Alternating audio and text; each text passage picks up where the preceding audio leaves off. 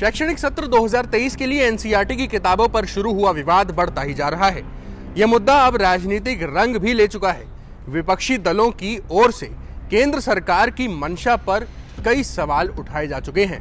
12वीं कक्षा की राजनीतिक विज्ञान की किताब से तो महात्मा गांधी की मौत का देश की सांप्रदायिक स्थिति पर प्रभाव, गांधी की हिंदू मुस्लिम एकता की अवधारणा ने हिंदू कट्टरपंथियों को उकसाया और आरएसएस जैसे संगठनों पर कुछ समय के लिए प्रतिबंध, इस तरह के कई अंश हटा दिए गए हैं।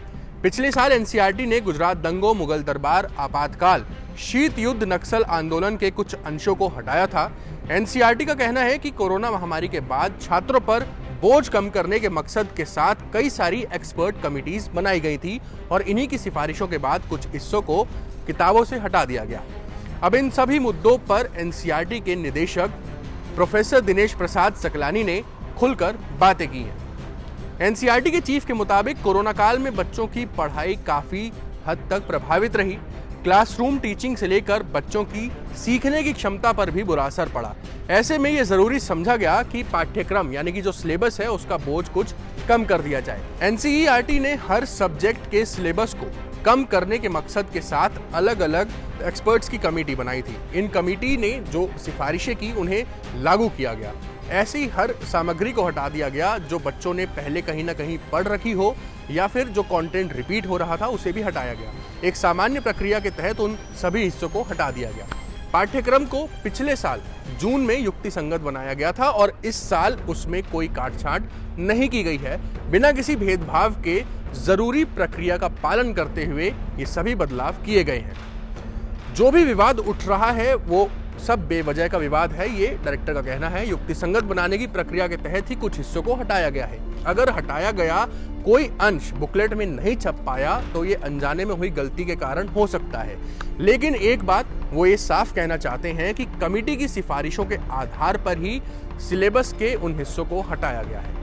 अब हम आपको बताते हैं राजनीतिक विवाद को लेकर एनसीईआरटी के डायरेक्टर का क्या कहना है। एनसीईआरटी के डायरेक्टर कहते हैं कि यह सब राजनीतिक बातें हैं और एनसीईआरटी का डायरेक्टर होने के नाते मैं इस बारे में कुछ नहीं कहना चाहता। जो लोग विवाद कर रहे हैं वही जानते होंगे कि वो ऐसे आरोप क्यों लगा रहे हैं, उनका क्या मकसद है। यह लोकतंत्र है, हर आदमी अपनी बात रखने को स्वतंत्र है। लेकिन मैं ये कहना चाहूँगा कि हम शिक्षाविद हैं और शैक्षणिक मसलों को ध्यान में रखते हुए ही फैसले लिए जाते हैं। महामारी यानी कि कोरोना के बाद विशेष परिस्थितियों के कारण ही ये कदम उठाया गया। केवल मुगल इतिहास की ही बात क्यों हो रही है? गणित, विज्ञान, भूगोल समेत अलग अलग जो सब्जेक्ट हैं उनके कंटेंट्स को भी कम किया गया है। ये कहना कि मुगल इतिहास को हटा दिया गया बिल्कुल गलत है। अभी भी जो छात्र हैं वो मुगल दरबार के बारे में पढ़ रहे हैं, वही हिस्सा हटाया गया है जो गैर जरूरी था और रिपीट हो रहा था। क्लास 7 से लेकर क्लास 12 में जो भी ऐसे चैप्टर हैं, ऐसे में ये कहना कि पूरे मुगल इतिहास को सिलेबस से हटा दिया गया है, ये ठीक नहीं है। एनसीईआरटी एक स्वतंत्र बॉडी है और बिना किसी दबाव के काम करती है। जो नई किताबें अब सिलेबस का हिस्सा हैं वो राष्ट्रीय शिक्षा नीति 2020 के हिसाब से आएंगी। इस विवाद से नई किताबों का कोई लेना देना नहीं होगा, वो नए ढंग से ही लिखी जाएंगी। राष्ट्रीय शिक्षा नीति के तहत अब 2024 के लिए नई किताबें बनाने का सिलसिला शुरू हो चुका है और नेशनल करिकुलम फ्रेमवर्क के आधार पर पहले सिलेबस तैयार होगा और फिर नई किताबें आएंगी। अगर आप ये वीडियो YouTube पर देख रहे थे तो हमारा चैनल सब्सक्राइब करें। ट्विटर या फेसबुक पर अगर आप ये वीडियो देख रहे थे तो हमारा पेज फॉलो करें। धन्यवाद।